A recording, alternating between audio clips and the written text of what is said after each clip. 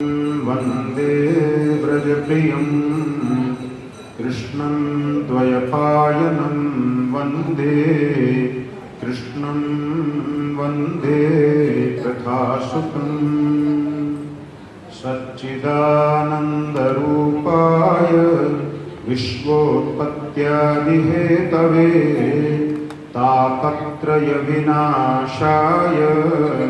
श्रीकृष्णाय वयं नमः। सदाशिवसमारम्भां शङ्कराचार्यमध्यमाम् अस्मदाचार्यपर्यन्तां वन्दे गुरुपरम्परां। शङ्करं शङ्कराचार्यं केशवं बादरायणं सूत्रभाष्यकृतौ वन्दे भगवन्तौ पुनः पुनः। स्मरामि सद्गुरुं दिव्यशान्तमूर्तिं नारायणनन्दनाथ तनुमाश्रितव्यासमूर्तिं श्रुतिस्मृतिपुराणनामालयं सनातनधर्ममय शरीरम्।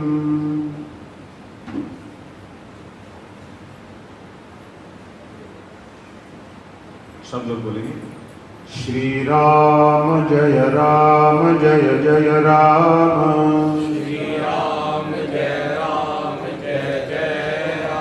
श्री राम जय जय राम। श्री राम जय जय राम।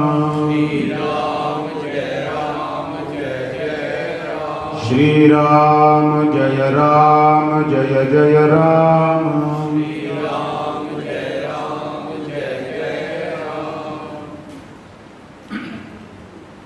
आप सबका तृतीय दिवसीय कथा में हम लोग स्वागत करते हैं। देखिए, श्रीमद् भागवत की अपनी एक शास्त्रीय परंपरा है। श्रीमद् भागवत ग्रंथ ऐसा नहीं है कि कोई भी कह सके और कोई भी सुना सके। श्रीमद् भागवत स्वयं भगवान से ही आया है। आज इसी की चर्चा से हम कथा का आरंभ करेंगे और परंपरा की चर्चा उसी में हो जाएगी। कल आप लोगों ने सुन लिया था कि महाराज परीक्षित ने अनेक प्रकार के प्रश्न किए थे।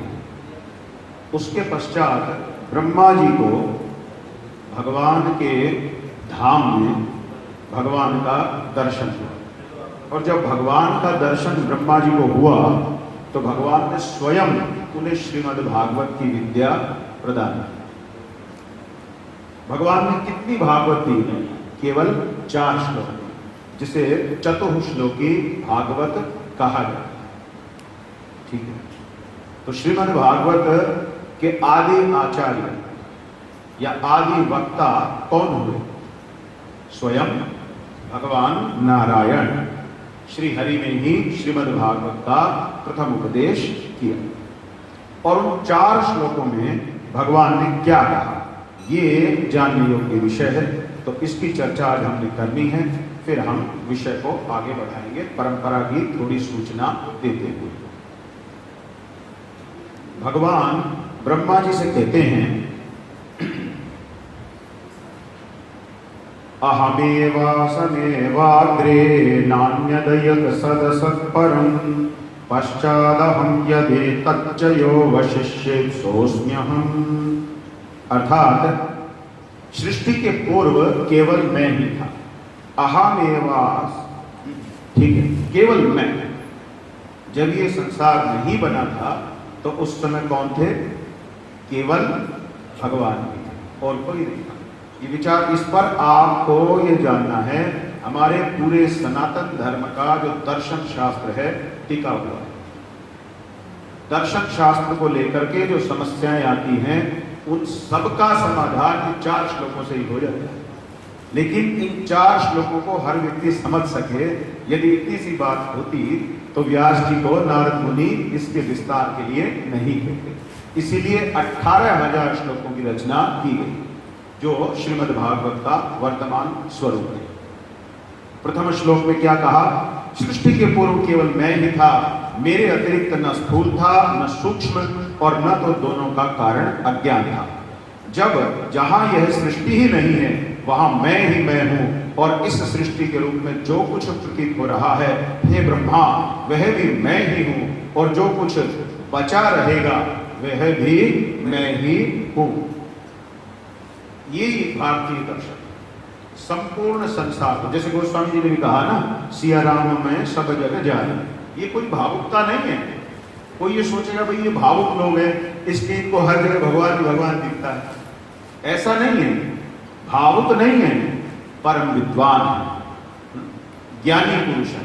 उन्होंने तत्व दर्शन को समझ करके ये निष्कर्ष निकाला है। जैसे आप घड़े को देखते हैं, उसके ऊपर किसी ने एक पुष्प बना दिया, किसी ने उसके ऊपर कुछ और भी छाप दिया, तो जो सामान्य व्यक्ति है वो तो क्या कहेगा, इस पे कितना सुंदर फूल है, इसकी आकृति ऐसी है वैसी है, वो उसमें आरोपित धर्मों को देखेगा। लेकिन तत्वज्ञानी की दृष्टि क्या है? ये अंततः मिट्टी है। मिट्टी में ही अन्य सब आकृति, पुष्प आदि धर्म आरोपित हुए हैं। इसी प्रकार एक ही अनादि ब्रह्म सत्ता है। जैसा भगवान कहते हैं, सृष्टि, जगत, जीव, ईश्वर आदि अन्य सब उसी में आरोपित धर्म मात्र। इन धर्मों के हट जाने पर एक अनादि ब्रह्म ही शेष रह जाता है। इसलिए भगवान का भाव है, आरंभ में केवल मैं था और कुछ नहीं था, और भगवान कह रहे हैं मध्य में भी केवल मैं ही हूं। आप ही बताइए, एक मटका सामने रख देते हैं तो क्या आप ये कहेंगे नहीं पहले मिट्टी था अब तो मटका है? तो मटका होने पर क्या उसका मिट्टीपना नष्ट हो गया? उसमें यदि कोई सत्य बात है तो वो मिट्टी ही है। मटका बनने से पहले भी मिट्टी होना उसका सत्य है, मटका बनने के बाद भी वो मिट्टी रूप ही है। और जब उसका नाश हो जाएगा, किसका? घट का, मटके का, तब भी क्या शेष रहेगा? मिट्टी ही शेष रहेगी। इसी प्रकार एक अनादि ब्रह्म सत्ता ही आरंभ में है, उसी में ये जगत रूप सत्ता कल्पित हुई है। जैसे मिट्टी में घड़े की कल्पना होगी, जब उसका घड़ापन नष्ट हो जाएगा, इसी प्रकार जब इसका ये जगतपना नष्ट हो जाएगा, तब भी जो शेष रहेगा, अथवा जो था, जो वर्तमान काल में हो और जो भविष्य में भी शेष रहेगा, वो एक अनादि ब्रह्म ही रहेगा। ये तत्वज्ञान किसने दिया? स्वयं भगवान नारायण ने ब्रह्मा जी को चतुश्लोकी भागवत के प्रथम श्लोक में दे दिया। आजकल हो क्या रहा है? भागवत के तत्व ज्ञान पर दृष्टि ही नहीं है ना, हम और इधर उधर भटक जाते हैं।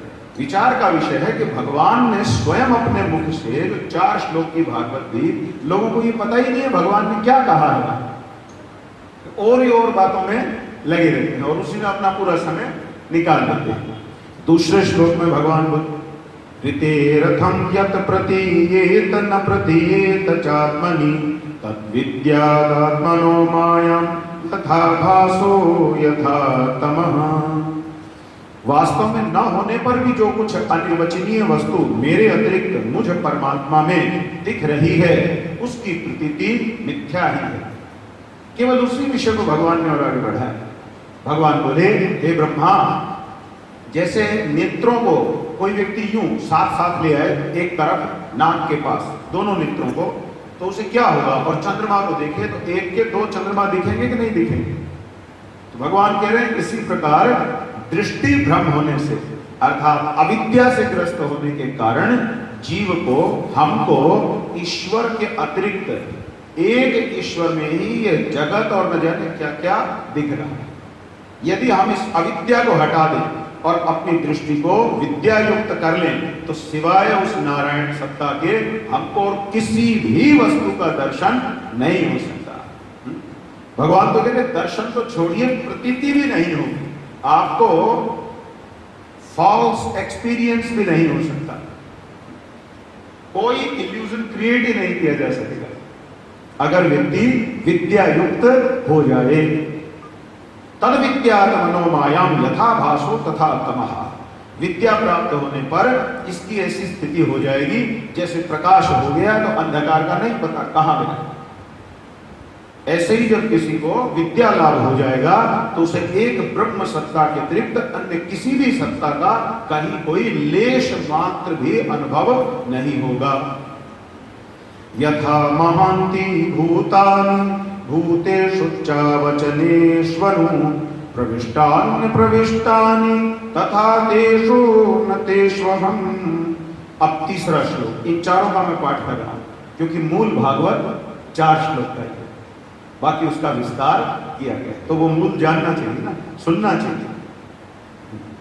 इस तीसरे श्लोक में नारायण बोले, जैसे प्राणियों के पंचभूत रचित छोटे छोटे शरीरों में आकाश आदि पंच महाभूत उन शरीरों के कार्य रूप में निर्मित होने के कारण प्रवेश करते भी हैं और पहले से ही उन स्थानों रूपों में कारण रूप से विद्यमान रहने के कारण प्रवेश नहीं भी करते, वैसे ही उन प्राणियों के शरीर की दृष्टि से मैं उनके आत्मा के रूप में प्रवेश किए हुए भी हूं और आत्म दृष्टि से अपने अतिरिक्त और कोई वस्तु न होने के कारण उनमें प्रविष्ट नहीं भी हूं।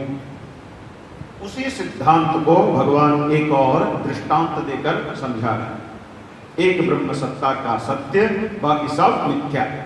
उसी सिद्धांत को और अच्छे ढंग से समझा रहे हैं। भगवान कहते हैं हमारा ये पंच महाभूत से शरीर बना है, इस पंच महाभूत शरीर से तात्पर्य क्या है कि इसके अंदर पृथ्वी, जल, अग्नि, वायु, आकाश आदि 5 तत्व इसमें मिलाए गए। मिलाए क्या गए? वो तो पहले से ही विराजमान, ऐसा कोई पदार्थ ही नहीं है जिसमें इन पांचों का मिश्रण हमारे सामने न हो। लेकिन व्यवहार में यही कहा जाएगा कि इन पंच महाभूतों से मिलाकर यह शरीर बनाया गया।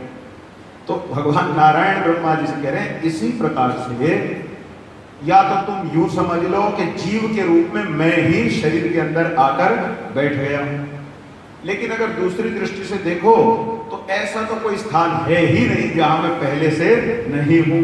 तो इस दृष्टि से देखा जाए तो सर्वत्र मैं ही मैं हूं। तो आत्मज्ञान में, अध्यात्म ज्ञान में सर्वोच्च अवस्था है एक सत्ता, एकम सत्य। वो अलग बात है कि विप्रा बहुधा वदन्ति, विप्रो ने उसे अनेक प्रकार से कह दिया हो, किंतु सत्य पदार्थ एक ही है। अगर जगत सत्य हो, जैसे आजकल कई ऐसे विचारधाराएं हैं जो जगत को सत्य मानती है, मिथ्या नहीं, तो विचार कीजिए आत्मा सत्य है कि मिथ्या है? बताइए, आत्मा सत्य है या मिथ्या है? सत्य, सत्य है। अब आप यही बताइए, और जगत को यदि हम सत्य मान लें तो आत्मा कभी जगत से अलग होना चाहेगा क्या? सत्य का त्याग कर सकेगा? क्या सत्य पदार्थ को दूसरे सत्य पदार्थ में अनासक्ति हो सकती है? प्रश्न ही पैदा नहीं होता। और यदि एक ये सत्य है, आत्मा, शरीर की बात नहीं कर रहा हूं इधर उंगली करके, आत्मा की बात कर रहा हूं। आत्मा यदि सत्य है और यदि जगत भी सत्य हो तो थोड़ा विचार करिए, फिर इन दोनों के स्वरूप में अंतर कैसे हो रहा है वो भी विचारना पड़ेगा। क्योंकि सत्य का सत्य से भेद कैसे हो सकता है? क्या जल का जल से भेद हो सकता है? जल का जल से भेद होने में अन्य पदार्थों की मिलावट है। सब मिलावटों को अगर आप निकाल देंगे तो जल तो केवल जल ही है। आप जल का जल से भेद नहीं कर सकते। इसी प्रकार यदि जगत सत्य हो गया, भगवान नारायण के ऊपर इसको पकड़िए, जगत यदि सत्य होता तो आत्मा जगत से कभी विरक्त हो ही नहीं सकता, क्योंकि सत्य सत्य का त्याग क्यों करेगा? समझ आती है पदार्थ साथ साथ ही रहते हैं।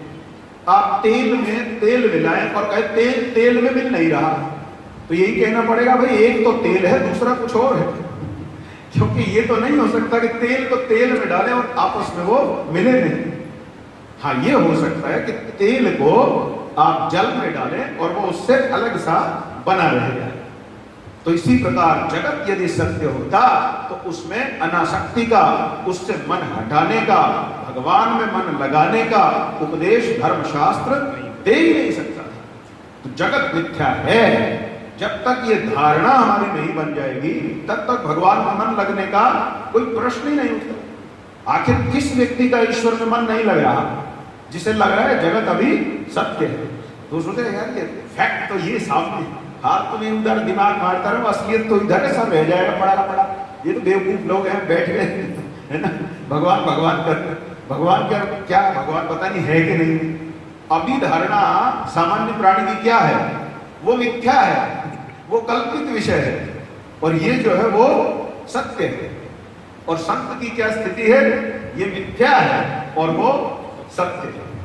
तो जिसने आत्मसत्ता में, आत्मस्वरूप भगवान में सत्य बुद्धि की प्राप्ति कर ली है, तो इसका ये भी अर्थ निकल गया, उसने जगत में मिथ्या बुद्धि भी बना ली। जगत के मिथ्यात्व का निश्चय हुए बिना सज्जनों ये जान लीजिए, ईश्वर में मन लगने का प्रश्न ही पैदा नहीं होता। इसीलिए गोस्वामी जी ने कहा कि सत्संग में बैठना पड़ेगा। सत्संग, संग शब्द का एक अर्थ आसक्ति भी है, ठीक है। किसमें आसक्ति?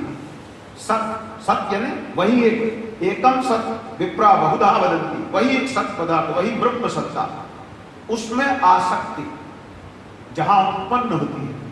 क्योंकि सत्संग का विषय जगत के सत्यत्व का निराकरण करना है। सत्संग का उद्देश्य जगत के सत्यत्व का निराकरण करना है और ब्रह्म के सत्यत्व का स्थापन करना है।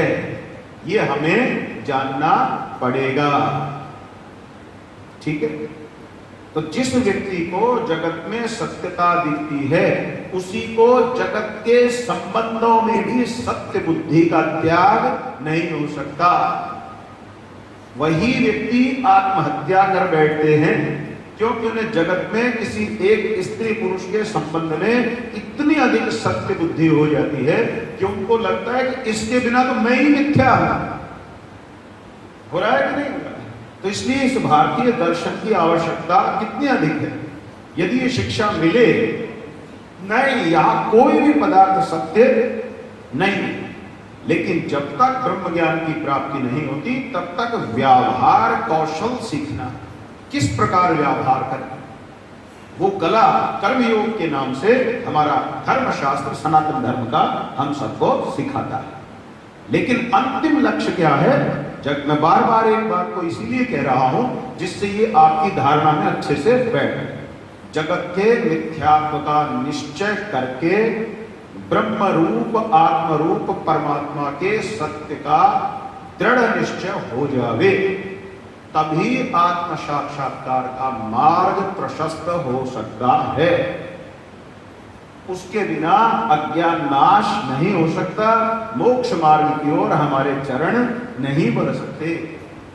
ये चतुश्लोकी भागवत में भागवत का निचोड़, भागवत रूप दुग्ध का मक्खन निकाल करके आप कह सकते हैं भगवान श्री हरि नारायण स्वयं अपने ही मुखारविंद से किसको दे रहे हैं? ब्रह्मा जी को दे रहे हैं, ठीक। तो हमारी ये ब्रह्म ज्ञान की परंपरा का आरंभ किससे हो रहा है? भगवान नारायण से हो रहा है। इसीलिए हम शुरू में आपने देखा ना, मंगलाचरण में श्लोक पढ़ते हैं, कभी किसी किसी शास्त्र में लिखा है सदाशिव ने आदि में विद्या दी, किसी शास्त्र का नारायण ने दी। लेकिन जो तत्व ज्ञानी लोग वो जानते हैं नारायण और सदाशिव में कोई भेद नहीं है। इस श्लोक का दोनों प्रकार से पाठ होता है। कभी हम उच्चारण कर देते हैं नारायण समारंभाम, तो इसलिए नारायण से ही ये विद्या आरंभ है, और शंकराचार्य मध्यमाम, बाद में भगवान आदि शंकराचार्य ने आकर इसी सिद्धांत को दिया जो भगवान नारायण किसको दे रहे हैं? ब्रह्मा जी को दे रहे हैं, ठीक है। फिर आगे हम लोग क्या वंदना करते हैं? शंकराचार्य मध्यमाम अस्मद आचार्य पर्यंताम, फिर उस आचार्य तक की सारी परंपरा को हम निष्ठा पूर्वक प्रणाम समर्पित करते हैं जहां से हमें ये विद्या प्राप्त हो रही है। ये कला है। इसलिए श्रीमद् भागवत का गुरु परंपरा में ही श्रवण करना फलता है। श्रीमद् भागवत का परंपरा विहीन होकर के यदि हम श्रवण कीर्तन करते हैं तो सिद्धांत की तरफ हमारा ध्यान जाएगा भी, इसमें भी शंका है। हम इधर उधर की बातों में रह जाते हैं और हम अपने व्यक्तिगत जीवन में भी जीवन दर्शन क्या हो, किस तरह की फिलॉसफी से मैं खुद को स्थिर करके चलूं, वो भी नहीं हो पाएगा। इसलिए गुरु परंपरा में ही इस अध्यात्म साक्षात्कार के लिए इस अध्यात्म शास्त्र की शरण ग्रहण की गई। ठीक है, इस प्रकार भगवान ने एक श्लोक और कहा है, बस उसको करके फिर हम कथा में आगे। 3 श्लोकों की मैंने व्याख्या की। कभी कभी लोग सोचते हैं अरे माताओं के सामने इतना गूढ़ ज्ञान देने की क्या आवश्यकता है, कोई मीठी मीठी कहानियां सुनाओ, उनको तब आनंद आता है। ये मूर्खता है। माताओं को इतने हल्के में मत लीजिए। इस देश में जितने सत्संग चल रहे हैं माताओं के कारण चल रहे हैं। पुरुषों के पास कहाँ फुर्सत है भगवान की कथा सुनने, या यूं कहिए उनकी योग्यता ही नहीं बची कि वे भगवत कथा का रसास्वादन कर सके। वास्तव में इस देश में मातृशक्ति ही इस धर्म सभा को, धर्म सत्संग को आज के समय में तो चला रही है। ये एक यथार्थ है, एक सत्य है जिसे हमें आराम से मान लेना चाहिए। इस प्रकार से एतन्मतं समातिष्ठ परमेण समाधिना भवान कल्प विकल्पेषु न विमुह्यति करहिचित्। अंतिम श्लोक चतुर्श्लोकी भागवत का भगवान कहते हैं यह ब्रह्म नहीं है, यह ब्रह्म है। इस प्रकार जो विचार होता है, देख लीजिए भगवान के भी शब्द हैं। भगवान ने मीठी मीठी कहानियां नहीं, 4 श्लोकों में शुद्ध ब्रह्म विद्या दी है, तो फिर हम लोगों को भी उसे सुनना आवश्यक है। यह ब्रह्म नहीं, यह ब्रह्म नहीं, इस प्रकार निषेध की पद्धति से और यह ब्रह्म है, यह ब्रह्म है, इस अन्वय की पद्धति से यही सिद्ध होता है सर्वातीत सर्वस्वरूप भगवान ही सर्वत्र सर्वदा सब काल में असली तत्व है। जो आत्मा और परमात्मा का तत्व जानना चाहता है उन्हें केवल इतना ही जानने की आवश्यकता है, ब्रह्मा जी तुम अविचल समाधि के द्वारा मेरे द्वारा दिए गए इस ब्रह्म ज्ञानमयी सिद्धांत में पूर्ण निष्ठा प्राप्त कर लो। इससे तुम्हें कल्प कल्प में विविध प्रकार की सृष्टि रचना करते रहने पर भी कभी मोह नहीं होगा। आप लोगों ने बात को पकड़ा। भगवान ने क्या कहा? देखिए हम सबको क्या लगता है भाई, मोह नहीं छूटता, क्या कर सकते हैं। बड़े बड़े संत महात्मा तो यही कहते हैं कि ज्यादा मोह माया ठीक नहीं है, भगवान में ध्यान लगा लो। लेकिन वो कहते तो हैं पर व्यवहार में हमारे बस की बात नहीं, हमारी समझ में नहीं आता ये कैसे हो सकता। और मोह छूट गया तो फिर लोगों को लगता है फिर हम परिवार को छोड़ के बैठ जाए, है ना। तो इसलिए छूटने में भी खतरा और ना छूटने में आप कहते हो मोक्ष नहीं होगा। तो हम तो दोनों तरफ से फंस गए, ना इधर कुछ हो सकता ना उधर कुछ हो सकता है। ऐसी बात नहीं है। आप स्वयं सोचिए, माता जानकी के पिता अर्थात जनक जी स्वयं ब्रह्म ज्ञान के आचार्य थे। एक बार सुखदेव मुनि तक को, भागवत के वक्ता सुखदेव मुनि तक को उन्होंने ब्रह्म ज्ञान दिया था। और ऐसे नहीं दिया कि आ गए तो आओ जी आओ लोग। सुखदेव जी जब आए तो द्वारपालों ने अंदर जाकर जनक जी से कहा, महाराज सुखदेव आए हैं। कौन सुखदेव? व्यास पुत्र सुखदेव। क्यों आए हैं? वो कह रहे हैं आपसे ब्रह्म ज्ञान लेना चाहते हैं। अच्छा ब्रह्म ज्ञान लेना, उनको बोलो अभी ठहरे बाहर ही, मैं आता हूं। द्वार पर ही बैठा रखा और कहा जब तक दूसरा आदेश ना आए तब तक प्रतीक्षा करें। कई दिन तक बेचारे भूखे प्यासे बैठे रहे। जनक जी ने ये भी नहीं पूछा कि भाई क्या है क्या नहीं है। 3-4 दिन के बाद पूछा, हाँ अच्छा पानी भिजवा दो, थोड़ा जल पी लेंगे। अब पानी दे दिया, 3-4 दिन फिर निकाल दिया। फिर पूछा, हाँ बोले अभी बैठे हैं। अच्छा पूछो कुछ भोजन इत्यादि चाहिए क्या? थोड़ा व्यस्त हूं, आता हूं। फिर 3-4 दिन निकाल दिए। आप सोचिए एक प्राजापत्य व्रत तो करा ही लिया। 12 दिन का होता है एक प्राजापत्य व्रत। 3 दिन तक सुबह आहार लेते, 3 दिन तक शाम को आहार लेते, फिर 3 दिन तक अयाचित अन्न लेते, 3 दिन तक केवल जल पर लेते। तो एक प्राजापत्य व्रत होता है प्रायश्चित के लिए। करा लिया ना? क्यों करा लिया? सुखदेव ब्राह्मण है, ध्यान दीजिए, और जनक जी क्षत्रिय है। फिर इतना कठोर परीक्षण क्यों? कोई आवश्यकता नहीं बनती। लेकिन जनक जी ने परीक्षण इसलिए किया, जब बात किसी को ब्रह्म ज्ञान देने की आवेगी, भाई परखना पड़ेगा, फिर चाहे अपना हो या पराया हो। ये कोई रेवड़िया नहीं है कि कोई वालों की रेवड़ी जो खा ली, ऐसे नहीं बांट सकते। जनक जी ने देखा हाँ योग्य हैं, अब इनको अंदर ले आओ, फिर इनको ब्रह्म ज्ञान। अब विचारिए, क्षत्रिय हैं, गृहस्थ हैं, ऊपर से पॉलिटिशियन, आज की भाषा में कहें तो राजा हैं, और सुखदेव परमहंस, सब कुछ त्यागे हुए सन्यासी। फिर भी ब्रह्म ज्ञान कौन किसको दे रहा है और किस विधि से दे रहा है, वो भी आप देखिए। क्यों? क्योंकि वो इस संसार की सर्वोच्च वस्तु, उससे आगे कुछ नहीं। भगवान ने कहा जिससे ये ब्रह्म ज्ञान प्राप्त हो गया, हे ब्रह्मा जी, जिसने इसे चित्त में स्थिर कर लिया, उसे इस सृष्टि में अपना कर्तव्य कर्म करते हुए कभी भी मोह नहीं व्यापता। वो मोह मुक्त रहकर, शांत चित्त रहकर, प्रेममयी चित्त बनाकर, स्नेहमयी चित्त बनाकर सबके प्रति अपने कर्तव्य का बड़े अद्भुत ढंग से पालन भी करता है। इतने पर भी हृदय के अंदर मोह की ग्रंथि अथवा गांठ नहीं पड़ती। तो ऐसा जादुई ज्ञान क्या हम सब नहीं चाहेंगे कि भाई हम प्रेममयी हृदय से, स्नेहमयी हृदय से, बड़ी सरलता से, बड़ी कुशलता से सब व्यवहारों को करें, अपने सब कर्मों को कर लें, लेकिन हमारे चित्त में मोह का लेश मात्र भी न आवे। ऐसी कला हमारा ये भारतीय दर्शन सिखाता है। अमेरिका की मैसाचुसेट्स यूनिवर्सिटी भी ये विद्या नहीं जानती कि ये कैसे हो जाता है ना। ये बात अलग है कि वो कई तरह के यंत्र बनवा देंगे, लेकिन ये यंत्र वो कभी नहीं बना पाएंगे कि व्यक्ति बंधन भी ना अनुभव करे, लेकिन साथ ही साथ समस्त प्रकार के व्यवहारों में बड़ी कुशलता से अपना काम कर रहे। ये तो आपको श्रीमद् भागवत में ही प्राप्त हो सकता है। तो इस प्रकार से मैंने आप लोगों के सामने इस ब्रह्म विद्या का थोड़ा सा कम शब्दों में वर्णन किया, जो श्रीमद् भागवत का निचोड़ माना जाता है। ये 4 श्लोक ही मूल भागवत ग्रंथ हैं, जिसे स्वयं आदि नारायण भगवान ने ब्रह्मा जी को दिया था। ठीक है, इस पर आप सब मनन करें, क्योंकि श्रवण किए हुए ज्ञान को यदि हम मनन नहीं करते तो वो कभी भी निधिध्यासन नहीं बनता, अर्थात हमारे व्यक्तित्व का हिस्सा नहीं बनता।